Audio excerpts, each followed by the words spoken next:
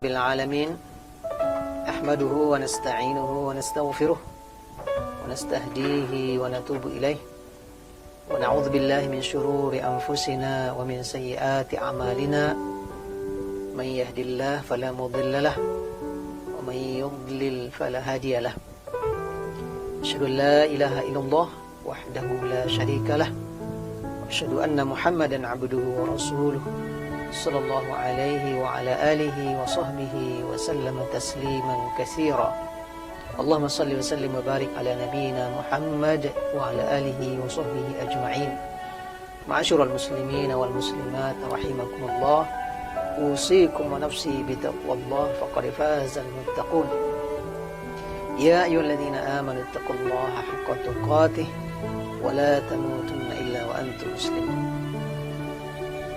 Kaum muslimin dan kaum muslimat, hamba-hamba Allah rahimakumullah. Alhamdulillah, kembali kita bertemu dalam kajian Sirah Nabawiyah. Semoga Allah Subhanahu wa taala senantiasa melimpahkan karunia dan nikmat-Nya kepada kita semua, terutama nikmat iman, nikmat Islam, nikmat dimudahkan beramal saleh. Selanjutnya salawat dan salam untuk baginda Rasulullah sallallahu alaihi wasallam. Allahumma salli ala Muhammad wa ala alihi wa sahbihi ajma'in. Kaum muslimin dan kaum muslimat, kajian Sirah Nabawiyah kita kali ini adalah tema Perang Khandaq. Perang Khandaq atau yang dikenal juga dengan Perang Ahzab terjadi pada tahun ke-5 Hijriah. Pada kesempatan ini akan kita bahas beberapa poin utama terkait Perang Khandaq. Setelah lebih kurang 1,5 tahun pasca Perang Uhud di tahun ke-3 Hijriah, kita membahas beberapa peristiwa-peristiwa penting sampai kemudian terjadinya Perang Khandaq. Kita akan membahas tentang penyebab utama terjadi Perang Khandaq, kemudian seberapa kekuatan kafir Quraisy dan seberapa kekuatan kaum muslimin, dan seperti apa terjadinya dan peristiwa jalan pertempuran Perang Khandaq ini, dan bagaimana kemudian Allah memberikan pertolongan kepada kaum muslimin dan perang itu berakhir dengan kemenangan pasukan Rasulullah dan kaum muslimin. Kaum muslimin dan kaum muslimat, hamba-hamba Allah rahimakumullah, berulang kali kita sebutkan sebelumnya bahwa di antara yang dihadapi oleh Rasulullah SAW di kota Madinah adalah kaum Yahudi yang punya watak karakter mengkhianat, menyembunyikan kebusukan dan niat-niat buruk mereka, karena memang mereka sangat-sangat tidak nyaman dengan keberadaan Rasulullah dan kaum muslimin serta kaum Ansor yang semakin hari semakin kuat, semakin eksis. Apalagi satu persatu Yahudi yang berkhianat berhasil diusir atau dipukul Rasulullah dengan sikap-sikap yang tegas dan jelas. Bani Qainuqa sudah dikepung dan kemudian mereka tersingkir dari kota Madinah. Ka'ab bin Ashraf, salah seorang pentolan Yahudi yang senantiasa mengganggu Rasulullah dan para sahabat, menghina dan mencaci Allah dan Rasulnya, juga berhasil dieksekusi oleh salah seorang atau oleh tim kecil Rasulullah dan dipenggal lehernya. Ini memberikan isyarat-isyarat yang sangat kuat dan warning bagi Yahudi yang lain untuk tidak main-main, karena Rasulullah SAW punya kemampuan dan kekuatan untuk melakukan sikap yang tegas dan jelas. Maka tentu pasca juga terusirnya Bani Nadir, Yahudi kabilah kedua yang terusir dari kota Madinah, posisi Yahudi ini semakin melemah dan kekuatan kaum muslimin semakin menguat. Maka pada waktu itu kaum Yahudi Bani Nadir, serombongan utusan mereka, belasan atau sekitar 20 orang mereka, pergi datang ke Mekah, datang ke Quraisy. Utusan Yahudi Bani Nadir ini melobi Quraisy dan melobi kabilah-kabilah yang ada bersama Quraisy untuk mau menyerang kembali kota Madinah, dan mereka siap untuk membantu, mereka siap mengkondisikan. Maka mereka pancinglah Quraisy mau datang lagi ke Mekah berperang. Lalu mereka mampir ke Bani Ghatafan, kabilah besar juga. Dirayu Bani Ghatafan, akhirnya Ghatafan bersedia. Mereka datangilah kabilah-kabilah besar di sekitar kota Mekah, Bani Murrah, ya, Bani Auf, dan beberapa kabilah-kabilah besar. Akhirnya semua bersedia untuk pergi bertempur, sehingga terjadilah apa yang dinamakan dengan koalisi besar, ya. Jadi di masa dahulu sudah ada koalisi gabungan sekian kabilah. Sebelumnya hanya Quraisy saja yang terus bolak-balik perang dengan Muhammad dan para sahabatnya. Tapi kali ini kabilah-kabilah besar di sekitar Mekah, ya, bersedia atas lobi-lobi Yahudi. Mereka membangun koalisi besar ingin menyerang Madinah dan menghabisinya. Quraisy karena mendapatkan dukungan dari Ghatafan, Bani Murrah, Bani Auf, dan kabilah-kabilah lainnya, semakin bersemangat. Quraisy menghadirkan sekitar 4.000-an pasukan, dan yang lain juga menambah, sehingga pasukan koalisi besar ini, kafir-kafir Mekah atau Jazirah Arab, total yang berkekuatan 10.000. Ini luar biasa, kekuatan pasukan yang sangat besar. Kalau penduduk Madinah digabungkan, laki-laki, perempuan, anak-anak, ini nggak sampai 10.000. Jadi kalau 10.000 pasukan ini masuk ke kota Madinah, habis nih kota Madinah secara hitungan manusiawi.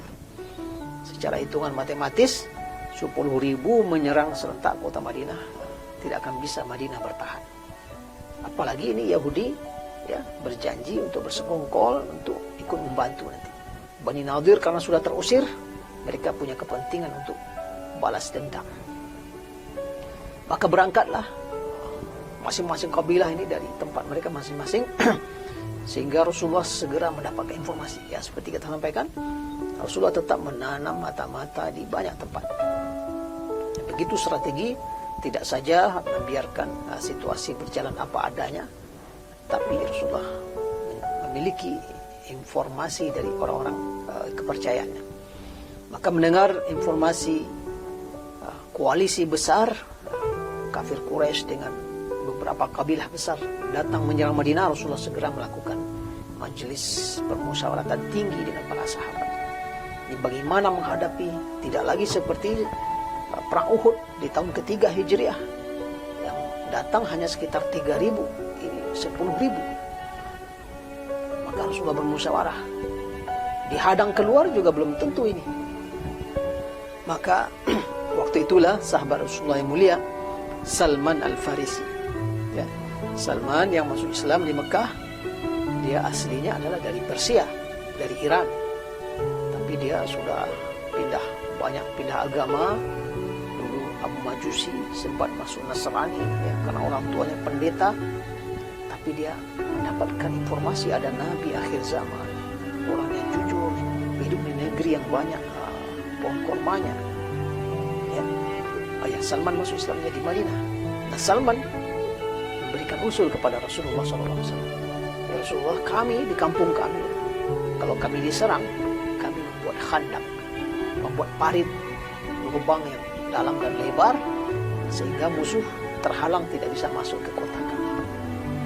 Rupanya usul dari Salman ini diterima oleh Rasulullah SAW. Ya. Waktu jarak antara Mekah dan sekitarnya, apalagi ada 10.000 yang bergerak, itu waktunya cukup panjang sampai ke Madinah yang berjarak sekitar 500 km. Maka waktu yang tersedia ini digunakan Rasulullah untuk segera membuat khandak. Maka bekerjalah Rasulullah, ikut bekerja, para sahabat semuanya, lebih dari 1.000 laki-laki bekerja menggali parit.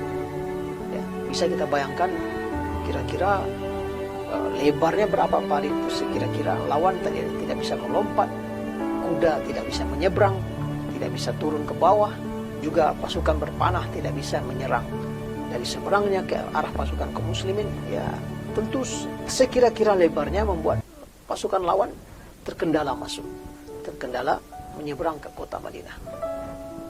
Juga panjangnya, ya, itu tadi lebarnya, panjangnya tentu tersambung dari sebuah bukit ke bukit yang lain, yang membuat pasukan Quraisy, koalisi Quraisy dengan kabilah-kabilah lain ini memang tidak bisa menyeberang.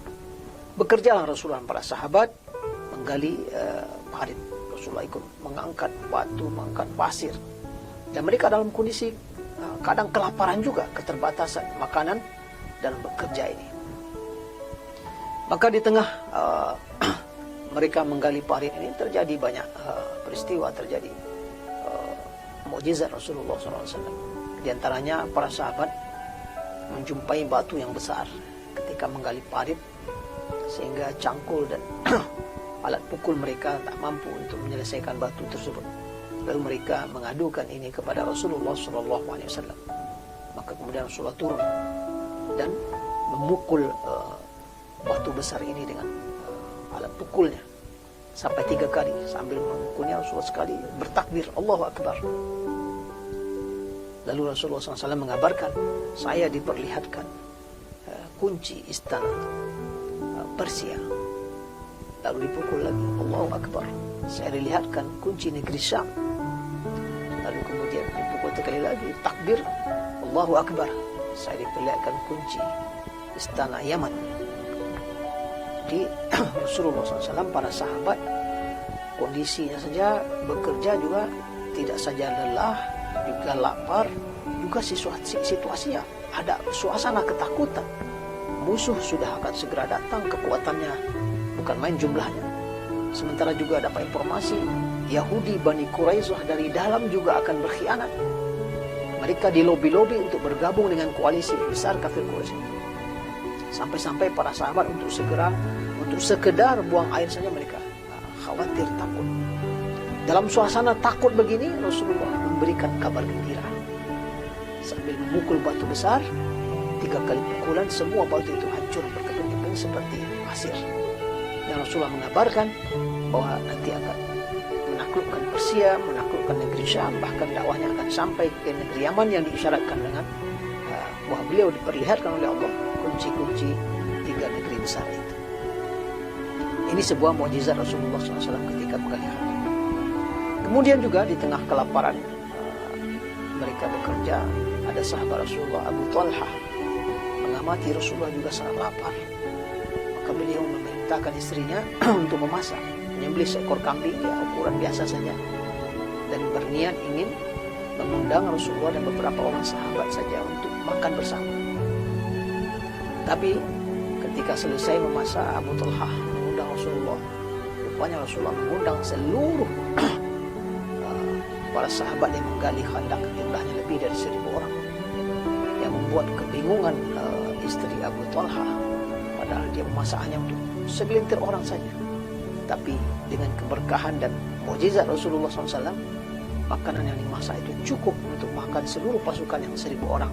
Bahkan masih menyisakan makanan untuk keluarga Abu Talha.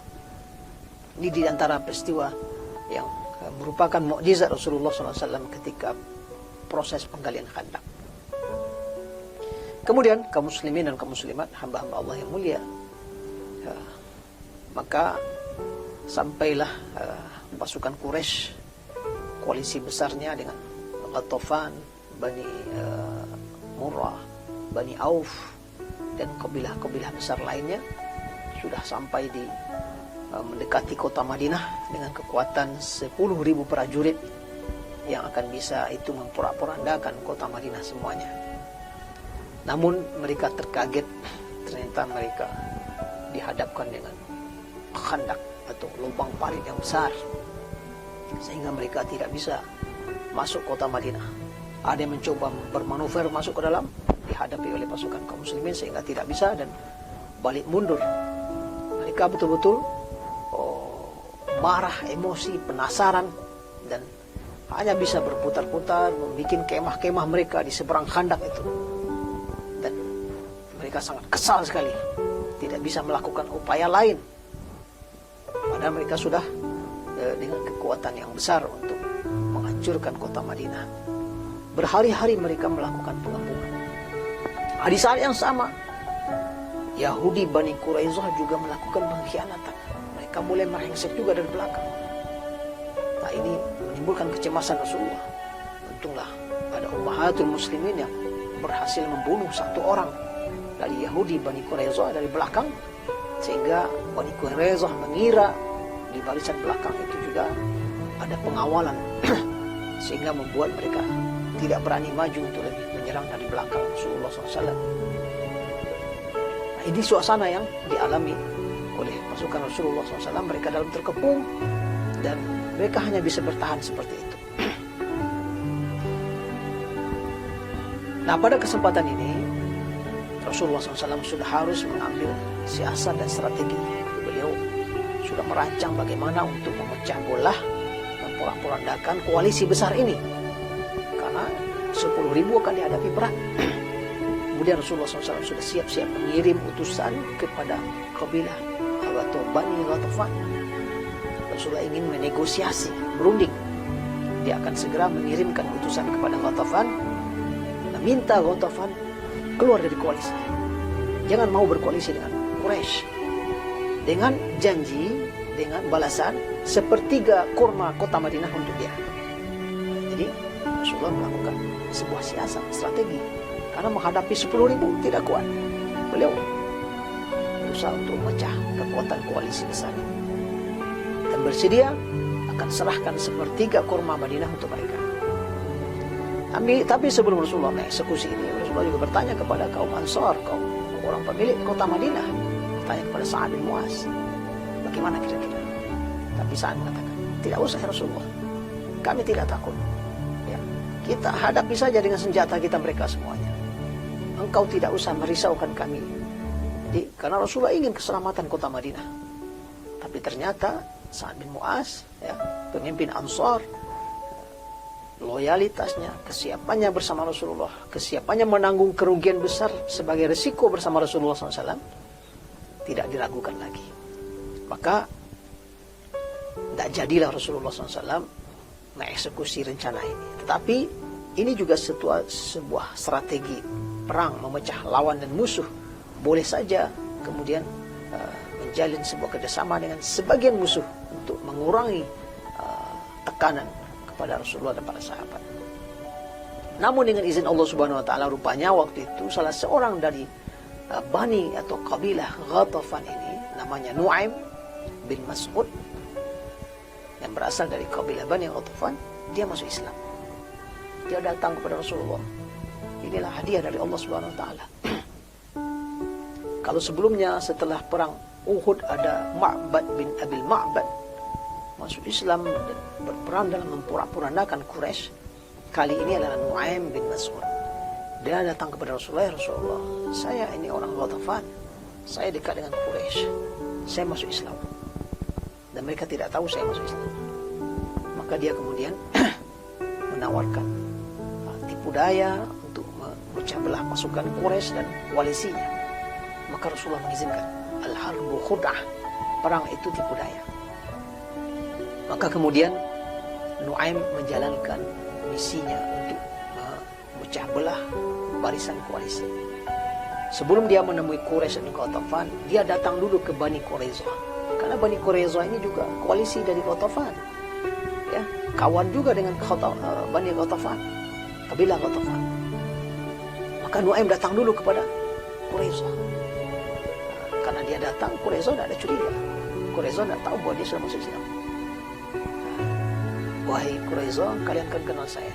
Kalian kan tidak ragu lagi kecintaan dan loyalitas saya kepada kalian. Saya Bani Ghatafan, ya, akan kerjasama dengan kalian. Cuma saya beri nasihat. Bagaimanapun Ghatafan dan Quraisy itu kan bukan orang Madinah. Sekarang dia kerjasama dengan kalian. Kalau dia masuk ke Madinah dan menyerang dan menaklukkan kota Madinah ini, termasuk kalian, mungkin juga akan mereka habisi. Namanya peluang mereka akan lakukan. Karena itu saran saya, jangan mau kecuali kalian minta jaminan sama mereka. Pergilah kepada mereka, minta jaminan.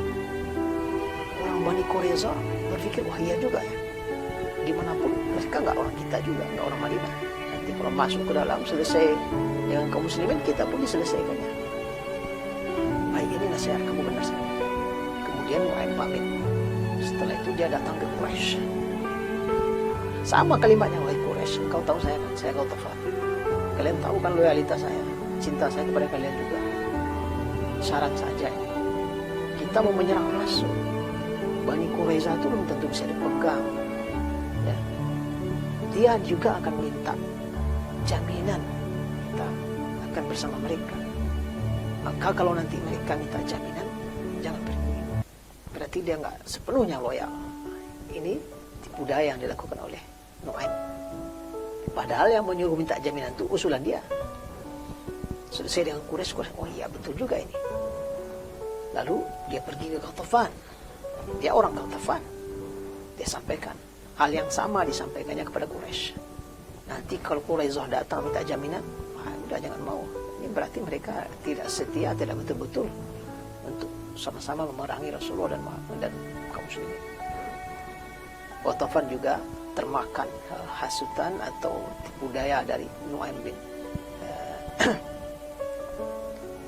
Mas'ud ini. Dan tentu kemudian memang terjadi. Quraisyah mengirim utusan kepada Quraisy minta jaminan. Lalu Quraisyah mengirim utusan kepada Ghatafan minta jaminan. Terbukti apa yang dikatakan oleh Nu'aim bin Mas'ud. Maka ini membuat koalisi saling curiga. Ini nggak ada yang setia ini sepertinya ini. Tidak sepenuh hati. Sementara mereka juga sudah bosan ini di seberang Khandak. Tahu apa yang dilakukan, tidak bisa mereka menerobos untuk masuk ke Madinah. Ini membuat kepanikan juga dalam barisan kafir Quraisy. Nah, di malam hari dalam suasana yang seperti ini, malam yang sangat dingin, suasana barisan pasukan koalisi juga sudah saling curiga sesama mereka. Malam itu Allah turunkan badai di pasukan Quraisy, memporak-porandakan kemah-kemah mereka, membalikkan periuk-periuk mereka, ya, membuat binatang-binatang mereka ya tidak nyaman, dan suasana kalang kabut dan panik dalam barisan kafir Quraisy dan koalisi. Nah, waktu itu Rasulullah SAW tentu tidak tahu kejadian di barisan seberang sana. Maka Rasulullah mengatakan kepada sahabat, "Man ya'tini bi khabaril qaum." Para sahabat juga dalam kondisi ketakutan. Karena ini belum juga berakhir. Maka pada malam itu Rasulullah menawarkan sahabat, siapa yang bisa mencari informasi seperti apa di sekarang barisan lawan itu, seperti apa kondisi mereka. Abu Bakar diam, Umar diam, Utsman diam. Tidak ada sahabat yang berani. Karena memang suasana kejiwaan waktu itu, nah, mereka sangat tertekan. Nah, waktu itu Rasulullah langsung menunjuk seorang sahabat yang mulia. "Qum ya Huzaifah, itina bi khabaril qaum." Huzaifah bin Yaman langsung disebut namanya Rasulullah. Huzaifah, berdiri, pergi cari informasi tentang lawan kita. Maka Huzaifah katakan tidak ada lagi pilihan, nama saya yang disebut. Lalu dia ditugaskan Rasulullah dengan syarat hanya melihat, memantau kondisi pasukan, lalu balik lagi, tidak bikin apa-apa. Maka berangkatlah Huzaifah menuju pasukan Quraisy dalam malam yang gelap. Rupanya di sana sedang badai. Sampai-sampai Huzaifah menyaksikan itu, tenda-tenda tercabut, ya, periuk-periuk peralatan kafir Quraisy dibolak-balik oleh angin. Mereka satu sama lain juga sudah semakin kacau karena kepercayaan satu sama lain juga sudah hilang. Bahkan Huzaifah mengatakan, kalau Anda ingat perintah Rasulullah, tidak boleh berbuat apa-apa. Saya sudah bisa bunuh Abu Sufyan, dia sudah dekat dengan Abu Sufyan. Tapi karena memang tugas hanya ya mencari informasi, melihat perkembangannya, lalu balik, tidak ada tugas untuk membunuh dan sebagainya. Padahal dia sangat mungkin waktu itu untuk membunuh Abu Sufyan. Maka selesailah, dan malam itu paginya seluruh pasukan kafir Quraisy, pasukan koalisi bubar, mereka pulang dan dikalahkan oleh Allah Subhanahu wa taala dengan pasukannya. Dengan cara itu Allah Subhanahu wa taala memenangkan barisan kaum muslimin dalam perang Khandaq, dan kembali kota Madinah selamat, dan koalisi kafir Quraisy dengan kabilah-kabilah yang ada pun juga pecah dan mereka tidak saling percaya. Kaum muslimin dan kaum muslimat hamba Allah yang mulia, ada beberapa hikmah dari peristiwa perang Khandaq ini yang bisa kita ambil. Yang pertama, peristiwa ini menegaskan kepada kita firman Allah Subhanahu wa taala dalam surat Al-Maidah ketika Allah mengatakan, la tajidanna ashaddan nasi adawatan lil ladzina amanu al-yahuda wal ladzina asyraku. Ya, kalian akan dapatkan pasti, kata Allah, yang paling besar, yang paling keras kebencian dan permusuhannya kepada orang beriman, kepada umat Islam adalah Yahudi dan kaum musyrikin. Ini rumusnya abadi ini. Musyrikin Quraisy dengan Yahudi Bani Nadir, kemudian Bani Quraidah kerjasama. Karena mereka Yahudi dan kaum musyrikin sampai akhir zaman sangat-sangat benci kepada kaum muslimin. Yang agak dekat kasih sayangnya, agak dekat hubungan umat Islam adalah dengan kaum Nasrani. Wala tajidanna aqrabahum mawaddatan lil ladzina amanu alladzina qalu inna nasara. Dan sungguh kata Allah, yang kau akan jumpai yang agak dekat kasih sayangnya kepada umat Islam adalah orang-orang yang mengatakan kami Nasrani. Jadi Yahudi dan kaum musyrikin dari dulu adalah musuh yang paling benci kepada Islam dan kaum muslimin. Dan ini kita saksikan dalam peristiwa perang Khandaq. Terjadinya perang ini adalah koalisi kafir Quraisy, musyrik Quraisy dengan Yahudi Bani Nadir.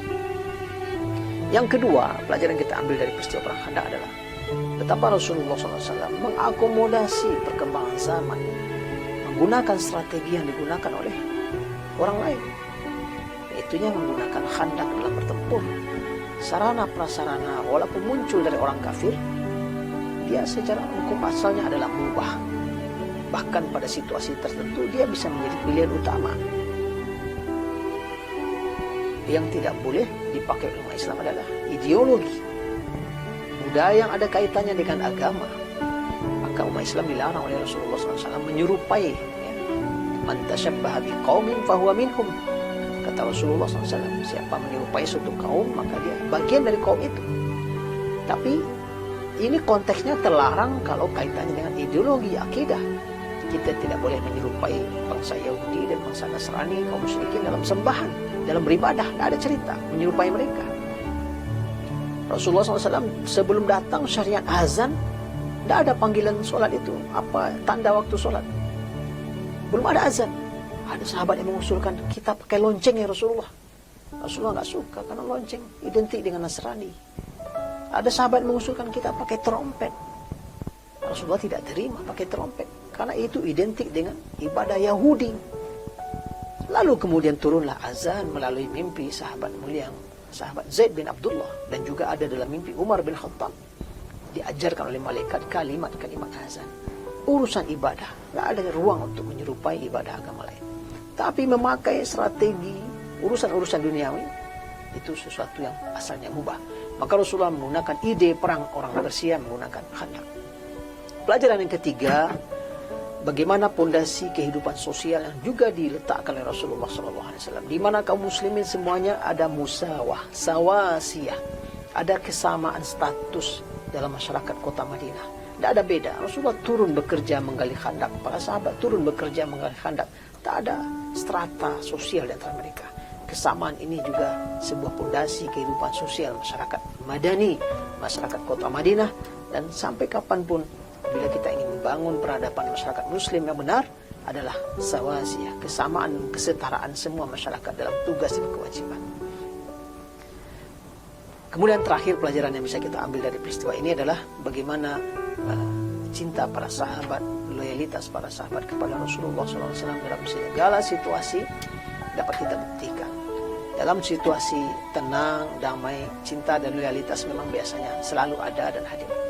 Tapi dia akan sangat-sangat terbukti, dia akan sangat terasa dalam suasana sulit, suasana berat. Bagaimana para sahabat tetap melihat bagaimana Rasulullah kelaparan, mereka siapkan makanan. Bagaimana Rasulullah kesusahan, mereka berikan dukungan dan pembelaan. Itulah salah satu kunci kekuatan dakwah. Kepedulian dan berbagi sesama umat Islam menjadi kekuatan antara sesama mereka untuk kemudian membangun peradaban di tengah masyarakat. Banyak sekali pelajaran bisa kita ambil dari peristiwa perang Khandaq. Semoga Allah Subhanahu Wa Taala senantiasa memberikan kita hidayah, petunjuk, dan dibimbing untuk mengikuti agama dan ajarannya. Demikian kaum muslimin dan kaum muslimat, aku qouli hadza astaghfirullah li wa lakum wa lisa'il muslimin wal muslimat wal mu'minin wal mu'minat astaghfiruh innahu huwal ghafurur rahim. Wallahu a'lam wa a'lam bis-shawab. Assalamualaikum warahmatullahi wabarakatuh.